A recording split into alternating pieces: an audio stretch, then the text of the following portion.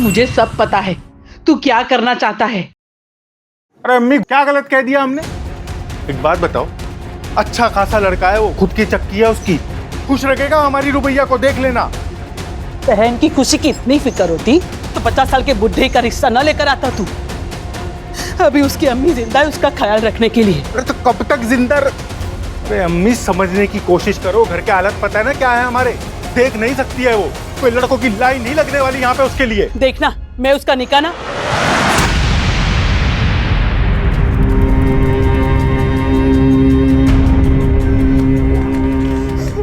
भाईजान, आप बिल्कुल चिंता ना करें। मैं कभी भी आप पर या भाभी पर बोझ बनकर नहीं रहना चाहती। रुबैया, तू तो मेरी जान है, बोझ थोड़ी ना। ऐसे जबरदस्ती निकाह नहीं करवाऊंगी मैं।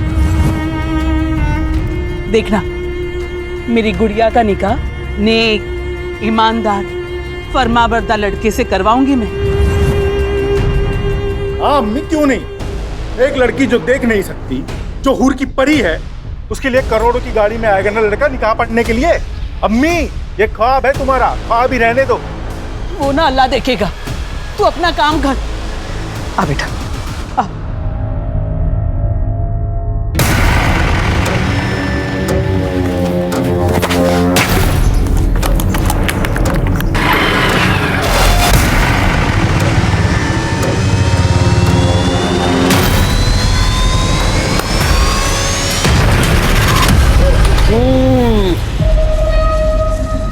अरे होने वाले साले साहब, मसला कहां तक पहुंचा? आमिर भाई, बात ऐसी है कि अम्मी और रुबैया से बात की, लेकिन उन्होंने इनकार कर दिया। 50 साल के बुड्ढे के साथ तुम्हारी बहन का रिश्ता कैसे हो सकता है? यही ना? ये तुम लोगों ने अच्छा नहीं किया यूनुस। आमिर भाई, ऐसा है कि आप खामखामे नाराज हो रहे हैं। मैंने अपनी तरफ से पूरी कोशिश की जितनी कर सकता था। मैं अपनी बहन के साथ आपका जबरदस्ती निकाह नहीं पढ़वा सकता। चलता हूं मैं।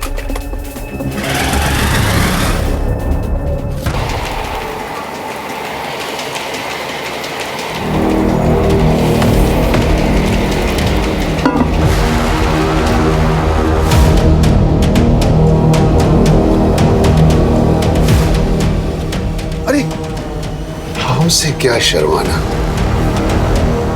हमारी दुल्हन बन के ही तो आ रही हो। तुम्हारे भाई यूनुस से बात हो गई है।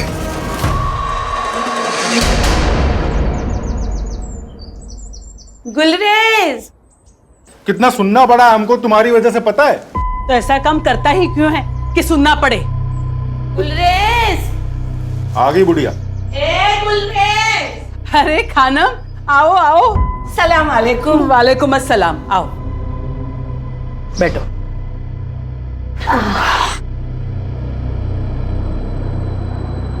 आराम से आराम से। खबर ही ऐसी थी कि अपने आप को रोक नहीं पाई। क्यों? तो भैया को फिर से शादी में गवाना है क्या? अरे गवाएंगे क्यों, हम सब मिलकर गाएंगे। ऐसा रिश्ता लेकर आई हूँ कि मना ही नहीं कर पाओगे तुम लोग। लड़का कौन है, क्या करता है और रिश्ता कहाँ से आया है वो तो बोलो खानम। अरे हजरतगंज के बहुत अमीर खानदानी लोग हैं। हाँ? उनका छोटा बेटा है सैयद, 35 साल का। पिछले साल उसकी बीवी का इंतकाल हो गया किसी बीमारी की वजह से।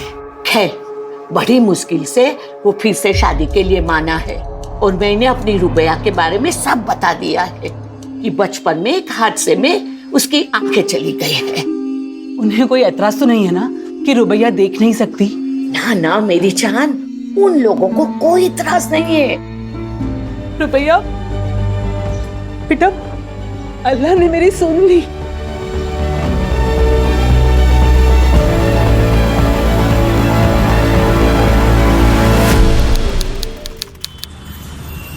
सैयद अमीन इब्न तौफीक अमीन, आपका निकाह रुबैया शेख बिनते फैज शेख से टिक्का राइजुल वक्त 51,000 में तय पाया है।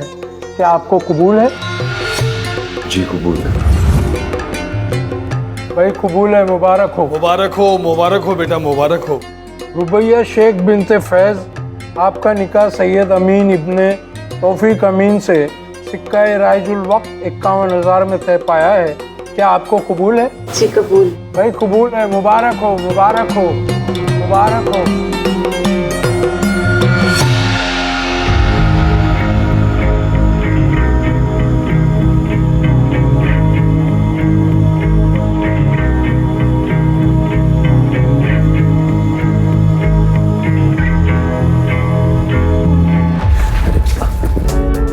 क्या कर रही हो? अभी टकराती। वो मैं इस कमरे की चीजों को पहचानने की कोशिश कर रही हूँ ताकि आगे जाके ठोकर ना लगे। आओ बैठो।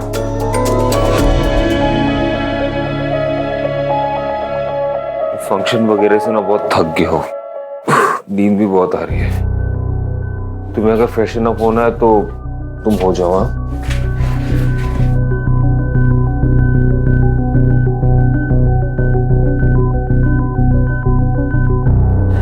आपसे एक बात पूछूं?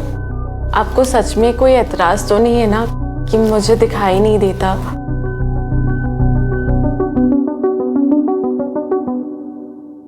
बिल्कुल सपनों की जैसी शादी थी हमारी।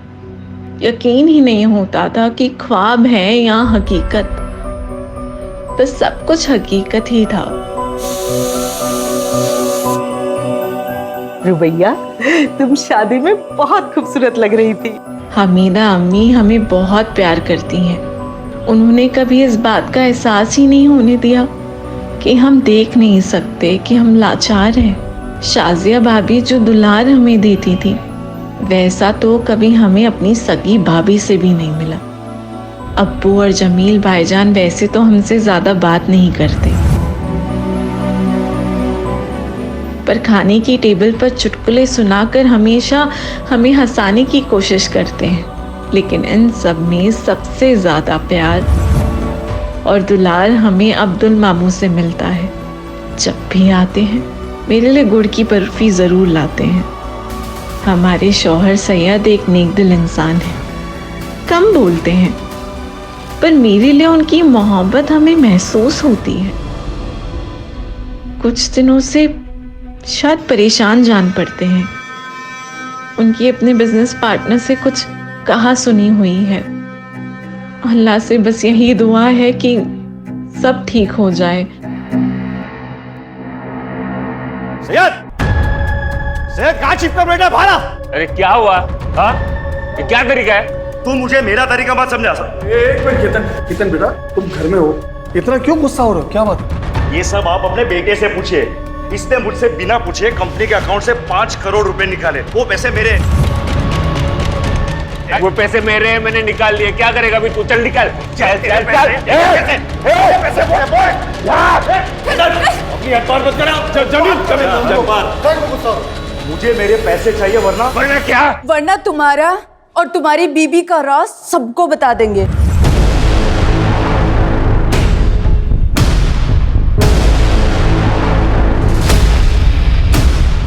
कौन सा सच और क्या बोल रही हैं ये?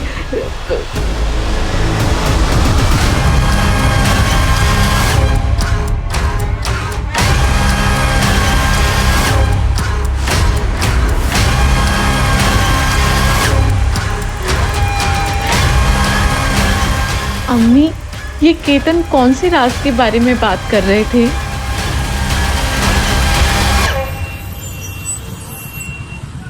हाँ मित्र। अच्छा वहां भी नहीं है। अच्छा एक काम करना अमित, अगर सैयद तुम्हारे यहाँ आता है या तुम्हारी बात होती है उससे तो तुम फौरन हमें बताना। हाँ अब्बू, अमित के यहाँ भी नहीं है। ऐसे कहाँ जा सकते हैं? केतन से ना झगड़ा होने के बाद से उनका मूड बहुत खराब था। अम्मी मुझे तो बहुत डर लग रहा है। अरे डर क्यों रही है? सैयद मुड़ी है, वो वापिस आ जाएगा।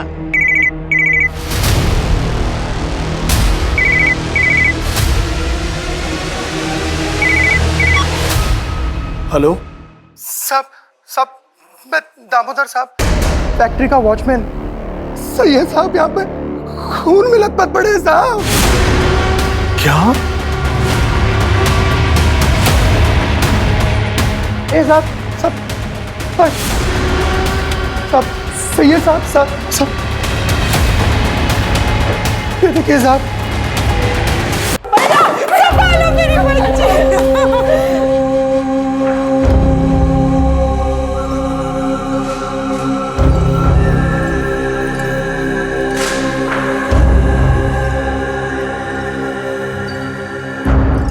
उसने सैयद को धमकी दी थी कि अगर सैयद ने उसके पैसे वापस नहीं किए तो पता नहीं सैयद का कौन सा राज खोल देगा वो। मुझे मेरे पैसे चाहिए वरना क्या? वरना तुम्हारा और तुम्हारी बीबी का राज सबको बता देंगे। किस राज की बात कर रहा था, हमें कुछ समझ ही नहीं आया।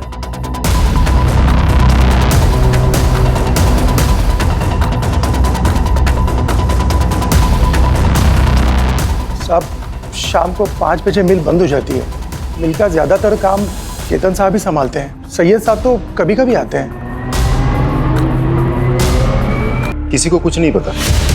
बॉडी को पोस्टमार्टम के लिए भेजो और फैमिली मेंबर्स को इन्फॉर्म करो जब तक का इंक्वायरी पूरी नहीं हो जाती ये फैक्ट्री बंद रहेगी। और ये केतन और दीना उन्हें पुलिस थाने लेकर आओ। बाकी फैमिली मेंबर से तुम बात करो। यस। कॉल रिकॉर्ड्स चेक किए हैं आप लोगों के? 12 से 1 फैक्ट्री में क्या कर रहे थे? ऐसा क्या काम आ गया? सैयद से कौन से राज फाश होने की बात कर रहे थे तुम लोग? मुझे मेरे पैसे चाहिए वरना क्या? वरना तुम्हारा और तुम्हारी बीबी का राज सबको बता देंगे। मुझे नहीं पता कि वो किस राज के बारे में बात कर रहे थे।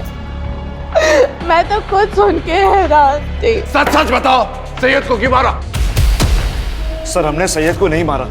हाँ हम दोनों फैक्ट्री गए थे, कुछ काम था।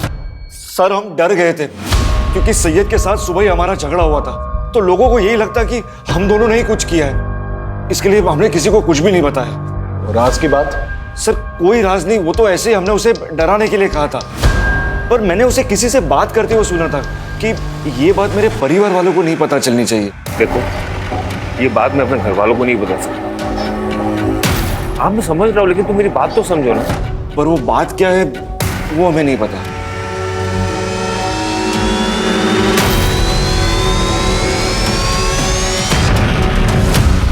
सैयद का फोन रात के 8 बजे बंद हुआ था लालगंज एरिया के आसपास, और सैयद के ऑटोप्सी रिपोर्ट के मुताबिक उसका खून हुआ रात के 9 बजे के आसपास। लेकिन सर केतन और दीना तो रात के 12 बजे आए थे फैक्ट्री में। सर ऐसा भी तो हो सकता है मारा कहीं और हो और बॉडी डंप करने यहाँ फैक्ट्री में आए हो। इतनी बड़ी बेवकूफ़ी वो नहीं कर सकते क्योंकि वो जानते हैं अगर बॉडी मिल में मिलेगी तो सबसे पहले पूछताछ होनी चाहिए। लेकिन सर मुझे ये समझ में नहीं आ रहा है कि सैयद के बारे में केतन ऐसा क्या जानता है जो हमसे शेयर नहीं करना चाह रहा। एक काम करो अंकिता, रुबैया से जाके दोबारा पूछताछ करो, हो सकता है कोई इन्फॉर्मेशन निकले। Okay sir. अम्मी, अम्मी कहाँ है आप? अब्दुल मामा, शाजिया भाभी, हमें आपको कुछ बताना है, आप यकीन नहीं करेंगे। क्या हुआ रुबैया? जल्दी आए। क्या हुआ बेटा? अम्मी, सैयद जिंदा है। वो कल रात मुझसे मिलने आए थे। ऐसी बातें करके क्यों हमारा दिल जलाना चाहती हो रुबैया? रुबैया की बातों पर ध्यान मत दो, वो अभी होश में नहीं अबू मैं सच कह रही हूँ। सैयद जिंदा है, वो कल रात को मुझसे मिलने आए थे। हाँ बेटी, हाँ बच्ची समझ रहा हूँ मैं। तो उसे बहुत प्यार करती थी, इसीलिए तुझे ऐसा लग रहा है। नहीं, आप लोग मेरी बात का यकीन क्यों नहीं कर रहे? सैयद जिंदा है, मैं सच कह रही हूँ, मेरे सैयद जिंदा है। ना ही मैं झूठ बोल रही हूँ, ना ही मैं पागल हूँ मैडम, मेरे सैयद जिंदा है। वो रात को मुझसे मिलने आए थे और देखना आज भी आएंगे। आपको जल्दी मेरी बातों पे यकीन हो जाएगा, मेरे सैयद जिंदा है। अब मैं इसे कैसे यकीन दिलाऊं कि इसका सैयद अब इस दुनिया में नहीं? देखिए, मैं समझ सकती हूँ कि पति के जाने का इन पर गहरा असर हुआ है। आप जल्दी इन्हें अच्छे से थेरेपिस्ट को दिखाइए। मेरे सैयद,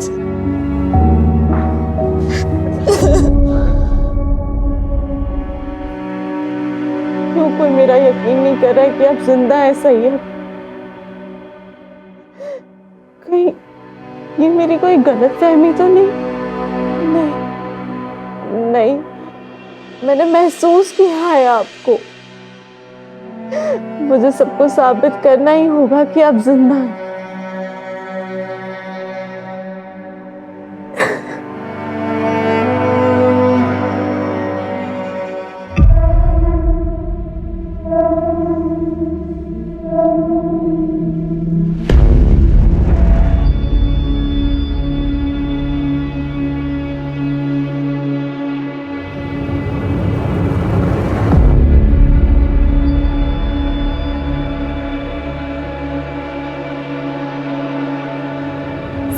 सैयद,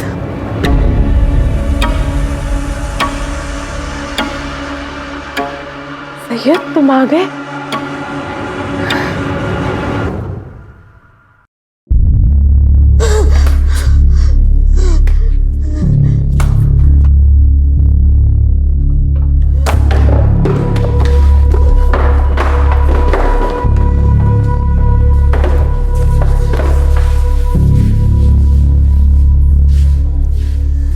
अम्मी समझा करो, हमको घर बेचना ही पड़ेगा।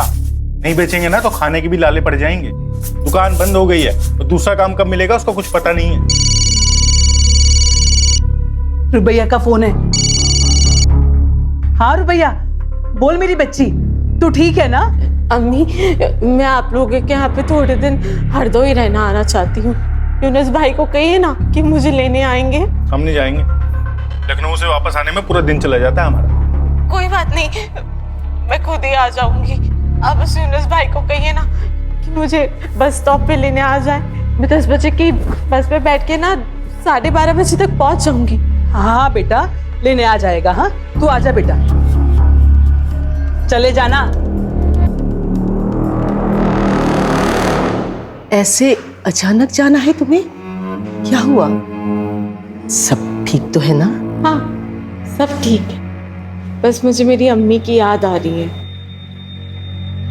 मैं समझ सकती हूँ, अब्दुल मामू अभी आने ही वाले होंगे, वो तुम्हें छोड़ देंगे। नहीं, आप टेंशन ना लें। मैंने भाभी से कहकर कैब बुक करा दी है। मैं खुद ही चली जाऊंगी।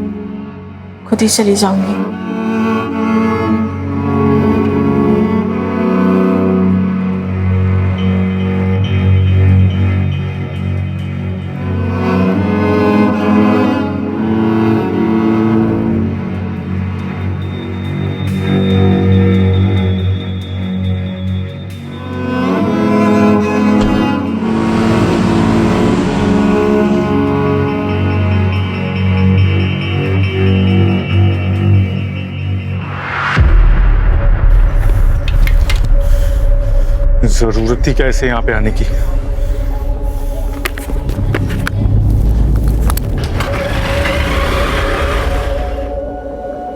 आ जाओ हरदोई। चलो जल्दी।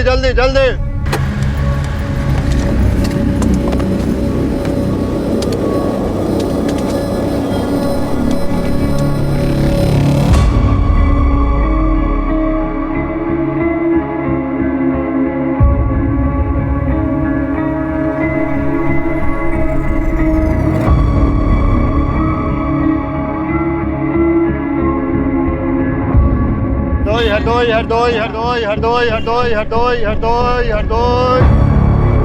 आ जाएंगे मैम? ये बस हरदोई जाएगी। हाँ जी आइए।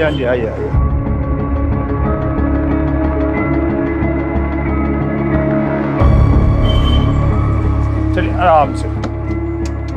चलिए आराम से।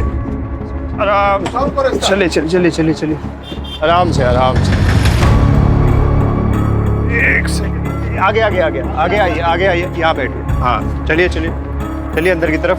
हाँ बैठ जाइए, मैं आपका सामान यहीं रख देता हूँ, ठीक है? चलो भाई, बैठ गए सब लोग?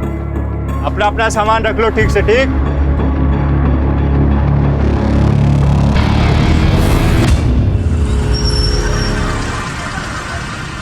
हाँ, आदाब गुलरेज बहन। रुबैया पहुंची क्या? हम लोग बहुत देर से कोशिश कर रहे हैं, उसका फोन बंद आ रहा है। मैंने यूनुस को भेजा है बस स्टॉप पे लेने के लिए। लेकिन उसे भी काफी वक्त हो गया है। वो हो सकता है बस छूट गई हो, दूसरी बस में हो। अल्लाह करे ऐसा ही हो। आए तो फोन करवा देना। जी जरूर। अम्मी, हमें रुबैया को अकेला भेजना ही नहीं चाहिए था।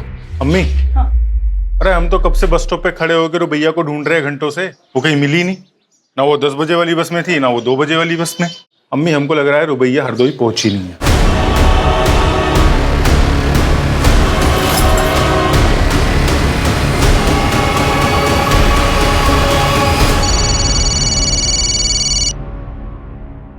हाँ बोलो। क्या?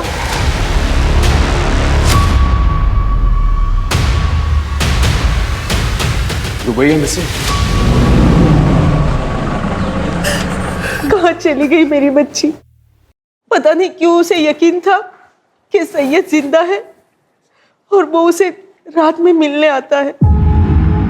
मुझे लगता है कि शायद इसीलिए मेरे पास आना चाहती थी, ताकि उसके ससुराल वाले को ये ना लगे कि उसकी दिमागी हालत ठीक नहीं है। हमने कभी उसे ये सब नहीं कहा। अच्छा एक बात बताइए, सैयद और रुबैया के आपसी रिश्ते कैसे थे? मेरा मतलब है उन दोनों में सब कुछ ठीक ठाक चल रहा था? सर,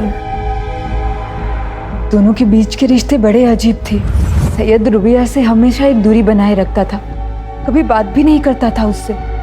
पर रुबैया हमेशा कहती थी कि कमरे में वो बड़े प्यार से रहता है। सर, मुझे ये बात बड़ी अजीब लगती थी।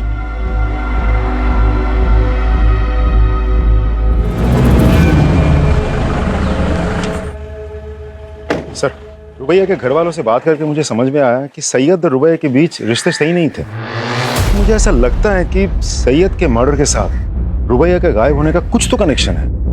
एक काम करो, रुबैया के कैब बुक करने से लेके बस स्टॉप पहुंचने तक उसके सारे फुटस्टेप्स ट्रैक करो, उसके call records, cab details, everything. Sir एक और बात, रुबैया के गायब होने के बाद हरदोई से सिर्फ उसकी माँ आई थी, साथ में भाई यूनुस नहीं था। बहन गायब है और भाई को फिक्र तक नहीं। उठा के लेके आओ सर। यूनुस शेख, तो तुम्हें पूरा यकीन है?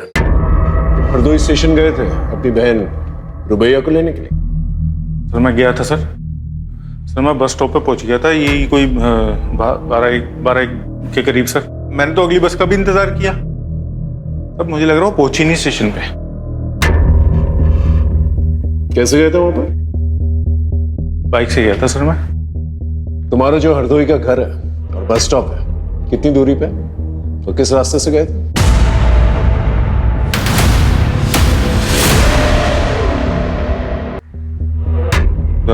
दूरी तो सर यही कोई 10 किलोमीटर की दूरी पे है सर। और फिर आता है, सबसे पहले राउदी चौक आता है और फिर उसके बाद एक बड़ी सी बाजार आती है सर, उसके बाद बस स्टॉप। नहीं सर, उससे पहले ही एक बड़ा सा आम का बाग भी आता है, उसके बाद आता है 2 किलोमीटर की दूरी पे है बस स्टॉप। ठीक है, जाओ, लेकिन जब भी बुलाएंगे वापस आना। आ जाऊंगा सर। अंकिता, रुबैया के घर से लेके बस स्टॉप तक जितने भी होटल्स, मोटेल्स, ढाबे हैं वहां पर जाकर पता करो और रुबैया के सारे डिटेल्स जो है आसपास के पुलिस स्टेशन भेजो। रुबैया का फोन 8 बजे से एक्टिव था, पता करो किस किस से बात की इसने। और ये रुबैया का भाई यूनुस, सितंबर 15 को 10 से 4 के बीच में इसने किस किस से बात की, किस किस के साथ मैसेजेस एक्सचेंज किए, पता करो सब।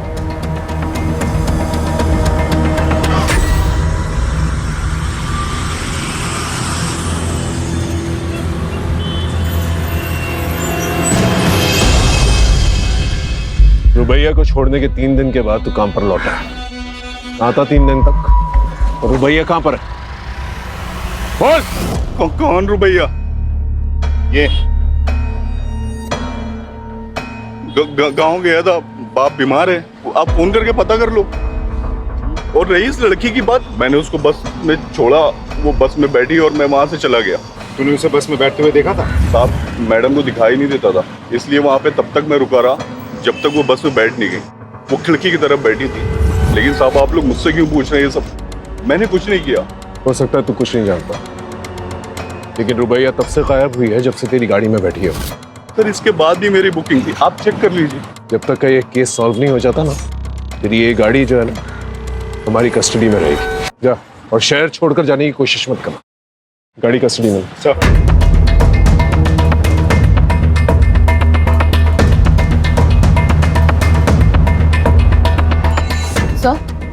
सर हमने लोकल पुलिस स्टेशन से पूछताछ की, लेकिन रुबैया अमीन ने किसी भी होटल में चेक इन नहीं किया है सर हमने सीसीटीवी फुटेज भी चेक किया और यहाँ तक मॉर्ग जाकर उसके कदकाठी की डेड बॉडीज भी चेक की सर, लेकिन रुबैया का कहीं कुछ पता नहीं चला। तो आखिर ये रुपया हरदोई बस स्टॉप से गई कहाँ? तुम्हें पूरा यकीन है ये वही लड़की है जो तुम्हारी बस में बैठी थी? हाँ साहब, उस दिन यही लड़की बस में बैठी थी। लेकिन हमारी इंफॉर्मेशन के मुताबिक तो वो हरदोई पहुंची ही नहीं थी। तुम्हें पक्का याद है? हाँ साहब, मुझे पूरा याद है साहब। वैसे आम पैसेंजरों का तो ध्यान नहीं रहता, लेकिन ये कुछ देख नहीं पाती थी। बल्कि साहब इसका सामान भी मैंने ही रखा था और इसे बिठाया भी मैंने ही था। अच्छा, तो तुम्हारी बस हरदोई पहुंची तो इस लड़की को उतरते हुए देखा था? साहब इतना तो याद नहीं है मुझे, लेकिन हाँ साहब, हरदोई से पहले जब बस चाय पानी के लिए रुकी थी तो मैंने इसको उतरते हुए जरूर देखा था साहब। चलो भाई, जिसको चाय वाय नाश्ता पानी करना है कर लो, बस सिर्फ 10 मिनट के लिए रुकेगी।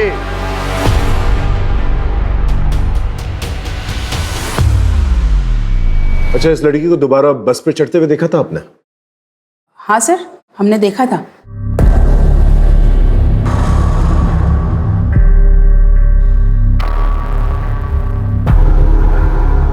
श्योर? श्योर। ठीक है, आप जा सकते। इसका मतलब रुबैया हरदोई पहुंची लेकिन अपने घर तक नहीं पहुंची। घर नहीं पहुंची मतलब रुबैया का भाई यूनुस नहीं तो कुछ झूठ बोलता है? हाँ, तेरे कॉल रिकॉर्ड चेक किया हमने। तू हरदोई बस स्टॉप गया ही नहीं था। क्यों नहीं गया था? रुबैया को घर लाने क्यों नहीं गया था? कर गया था सर मैं। तो मेरी बीवी है ना बानो, तो रोज लड़ती थी रुबैया की वजह से, और इस बार उसने मुझे धमकी दी थी, बोला था कि अगर रुबैया घर में आई ना तो घर छोड़ के चली जाएगी। क्या करता सर मैं? नहीं गया फिर। सर हमने रुबैया के ससुराल वालों की सीडीआर चेक की सर, उनमें से 15 सितंबर को सैयद का भाई जमील, उसकी लोकेशन रुबैया के लोकेशन से मैच हो रही है। राजीव, इस जमील को उठा के लेके आओ।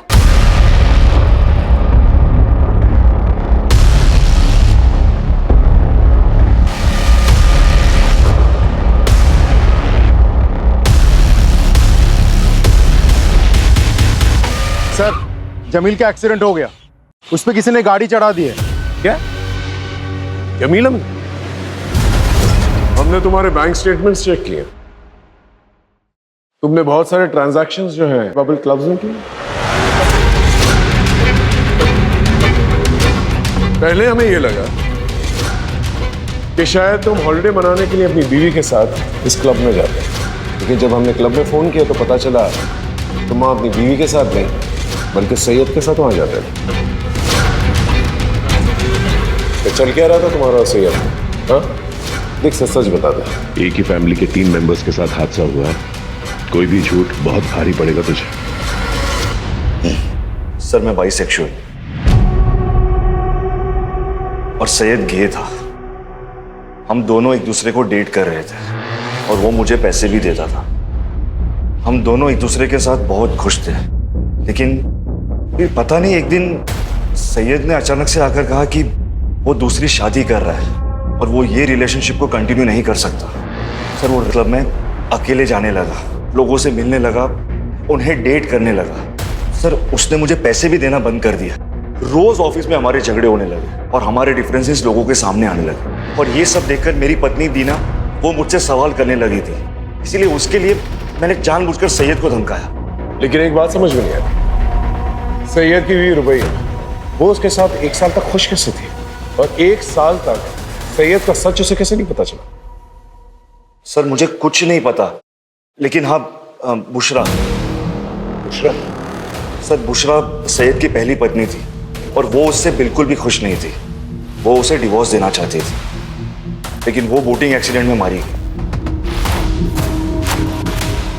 राजीव, इस बुशरा के बारे में पता करो और बुशरा बोटिंग एक्सीडेंट के बारे में पता करो। जी सर, शिल्पा खत्री नाम की औरत आपसे मिलने आई है। शिल्पा? दोबारा क्यों मरेगा? यस मिस खत्री, बोलिए। सर वो शायद रुबैया दोबारा बस में चढ़ी ही नहीं थी। क्या? लेकिन पहले तो आपने कहा था आपने उसे बस पे चढ़ते हुए देखा था। सर जब हमने उसे देखा था ना, तब हम थोड़ा नींद में थे, लेकिन कल हमें याद आया कि जो लड़की बस में चढ़ी थी उसके हाथ में वो छड़ी क्या बोलते हैं उसे, ब्लाइंड वॉकिंग स्टिक। हाँ वो नहीं थी।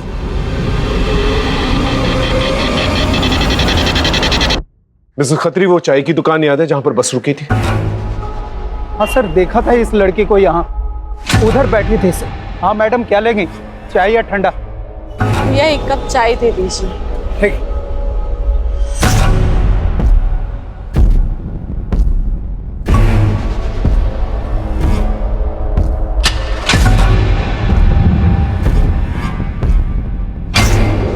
तो तुम कह रहे हो एक आदमी आया था उससे मिलने के लिए, फोन पे उससे बात करवाई और वो लड़की उसके साथ चली गई? जी सर।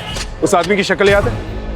नहीं सर, शक्ल तो नहीं याद है, लेकिन हाँ सर उसकी काली काली दाढ़ी थी और यही बैठा हुआ था सर। और उधर दूर में एक ब्लू कलर की बहुत बड़ी गाड़ी थी सर। ये आदमी लड़की को गाड़ी में लेकर गया, उसमें 2 लोग बैठे हुए थे और गाड़ी चली गई सर। ठीक है, थैंक यू। सर रुबैया जिसके भी साथ गई है अपने भरोसे से गई है। नहीं, उसने उस पर भरोसा नहीं किया जिसके साथ गई, उसने उस पर भरोसा किया जिससे उसने फोन पर बात की। वो हरदोई अपनी अम्मी के घर पहुंचना चाहती थी, अपनी अम्मी को शायद कुछ बताना चाहती थी, लेकिन वो हरदोई पहुंच नहीं पाई।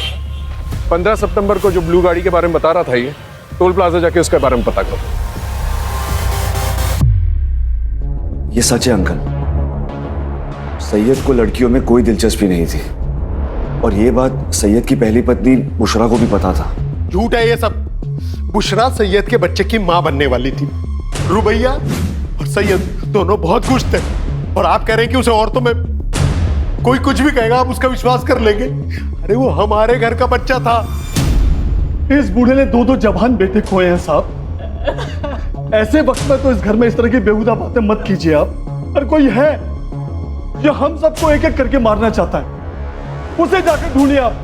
पता नहीं हमारी बच्ची रुबैया किस हाल में है, पता नहीं वो जिंदा है भी कि नहीं। फिरोजपुर के टोल प्लाजा का सीसीटीवी फुटेज आ गया और फ्रंट सीट पर बैठे 2 आदमियों का चेहरा दिख रहा है। कौन है ये लोग? गगन और बब्बन सर ये दोनों हिस्ट्री शीटर्स हैं और फिरोजपुर के ब्रोथल से भी इनका कनेक्शन है। उस गाड़ी के बारे में पता चला? किसके नाम पर रजिस्टर्ड है? जी सर, जमील। जमील अमीन?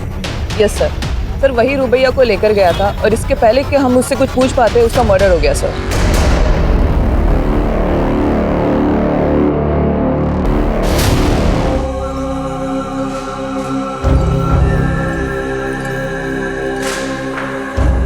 जी बोलिए। विक्टिम की मौत गला काटने से हुई है। बॉडी को 48 आवर्स हो चुका है और इसके साथ एक और जो लड़की की बॉडी आई थी जो बच गई, लेकिन दुख इस बात का ज्यादा है कि विक्टिम प्रेग्नेंट थी। Pregnant? She was 2 months pregnant. लेकिन ये कैसे हो सकता है? इसके पति को मरे हुए तो 3 महीने हो चुके। सैयद जिंदा है, वो कल रात को मुझसे मिलने आए थे। कहीं वो रुबैया के अंधेपन का फायदा तो नहीं उठा रहा था? हाँ बोलो। सर जमील के आदमी बब्बन और गगन का पता चल गया है। उन दोनों की लोकेशन गवर्नमेंट हॉस्पिटल की है जहां आयशा का इलाज चल रहा है। किसने कहा था उसे मारने के लिए? किसके कहने पे मारा? बोल। सर हम तो दल्ले सर, कोटे पे लड़कियों का सौदा करते। आयशा वहां से भाग गई थी, बहुत साड़ी बनती थी सर। बोल। रही बात रुबैया की, रुबैया को जमील भाई लेकर आए थे, उन्होंने उसको पकड़ा सर, उन्होंने मारा होगा, हमने कुछ नहीं किया, यकीन कीजिए।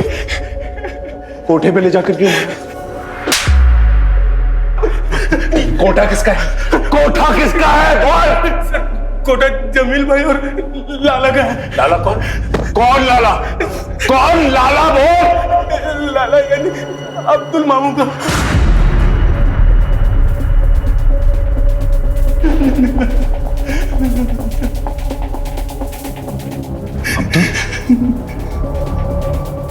लेकिन अब्दुल तो रुबैया को अपनी बेटी मानता था।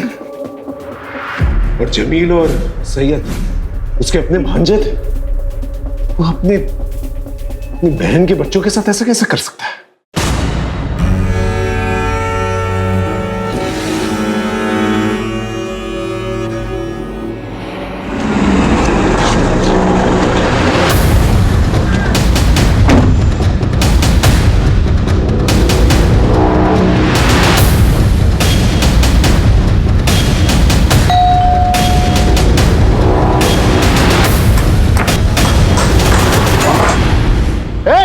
गर्दन पर गोली लगी है, हॉस्पिटल लेके जाओ। सर लेकिन अब्दुल ये सब करेगा ही क्यों? और इन सब में जमील कैसे फंस गया? सर, क्या चल रहा है मुझे कुछ समझ में नहीं आ रहा है। अजीब पहेली है। सैयद की पहली बीवी बुशरा, वो भी प्रेग्नेंट थी ना सर, और उसकी मौत बोटिंग एक्सीडेंट में हुई थी। सबका जवाब हमें हिसार में मिलेगा। सर, सन 2020 में भी भूषण अमीन ने अपने पति और ससुर के खिलाफ रिपोर्ट लगाई थी। ये देखिए रिपोर्ट। सैयद के खिलाफ तो कंप्लेन समझ में आती है, लेकिन तौफीक अमीन के खिलाफ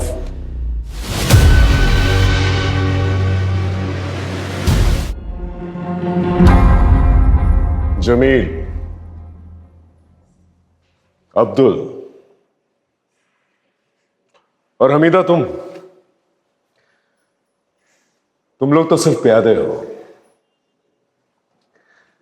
असली वजीर तो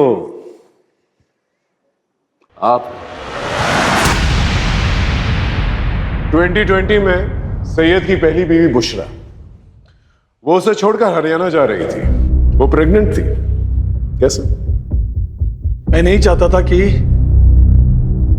हमारे परिवार की सच्चाई बाहर वालों को पता चले। मैं चाहता था कि वो एक अच्छी सी लड़की के साथ निकाह करके इज्जतदार जिंदगी बसर करे। इसलिए मैंने बुशरा के साथ उसका निकाह करवाया। लेकिन नहीं, सैयद का दिमाग नहीं बदला और एक दिन जिस बात का डर था वही हुआ। बुशरा को सच्चाई पता चल गई। उसने ठान लिया कि दुनिया को वो सच्चाई बता देगी। मैं कैसे होने देता ये सब? अबू मुझे मेरे भाई से बात करनी है। मैं घर चली जाऊंगी। अबू खुदा के नाम मुझे यहाँ से जाने दीजिए, ताकि तू हमारे खानदान का नाम बदनाम कर सके। पर मैं तेरा वो हाल करूंगा कि तू यहाँ से जाने लायक नहीं रहेगी। चुपचाप सब कुछ सहती रही। लेकिन अचानक एक दिन वो भाग गई और वहां जाकर उसने मेरे और सैयद के खिलाफ पुलिस स्टेशन में रिपोर्ट लिखवा दी। इसलिए बुशरा को तो रास्ते से हटाना ही था। उसके बाद हम दोनों ने जैसे तैसे सैयद को दूसरे निकाह के लिए मनाया। रुबैया हमारे परिवार के लिए एकदम सही थी। वो देख नहीं सकती थी। सैयद रात को घर में होता नहीं था। हम सैयद का इत्र लगाकर रुबैया के कमरे में जाता था। रुबैया को कोई शक नहीं होता था। वो सिर्फ इतना पूछती थी, सैयद तुम आ गए? अपने परिवार को आगे बढ़ाने के लिए जो भी सही था वो मैंने किया। लेकिन अपने बेटे सैयद को क्यों मारा? एक दिन उसके दिमाग में भी फितूर चढ़ गया। आपको यह बात समझ में क्यों नहीं आती कि मुझे लड़कियां नहीं लड़के पसंद है? और इसमें कोई गलत बात नहीं है। देखो, आप उस लड़की के साथ जो करना चाहते हो आप करो। उससे निकाह करनी है, उसके साथ सोना है, उसके साथ घूमने फिरना जाना है, जो करना है करो। लेकिन मुझे अपनी सच्चाई के साथ जीना है और मैं अपनी सच्चाई सबको बता के रहूंगा। सिंपल है। और मैंने अब्दुल से सैयद को मरवा दिया। लेकिन एक दिन रुबैया को भी मेरी सच्चाई का पता चल गया।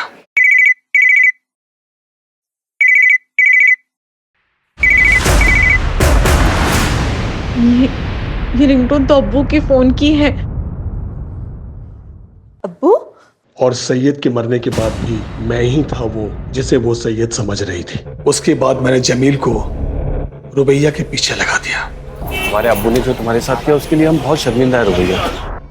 अच्छा रुबैया, तुम हमारे साथ चलो। बस में जाना तुम्हारी जान के लिए खतरा है। और ये अब्दुल मामू भी तुमसे बात करना चाह रहे थे। हेलो मामू, मामू अब्बू। अब बेटा, तौफीक ने तुम्हारे साथ इतनी जलील हरकत की मुझे पता चल गया है। तुम एक काम करो, जमील के साथ यहाँ चली आओ। ठीक है। और अब्दुल से कहा कि रुबैया को भी मार दो। मैंने जो कुछ भी किया अपने खानदान की इज्जत बचाने के लिए किया। तुमने जो कुछ भी किया है ना, अपने खानदान की इज्जत बचाने के लिए नहीं किया, बल्कि इसलिए किया कि तुम बहुत ही घटिया इंसान है। अपने बेटे की दोनों बीवियों और मर्डर किया तुमने। अब अपनी ये इज्जत लेकर सारी जिंदगी ना जेल में सड़ना।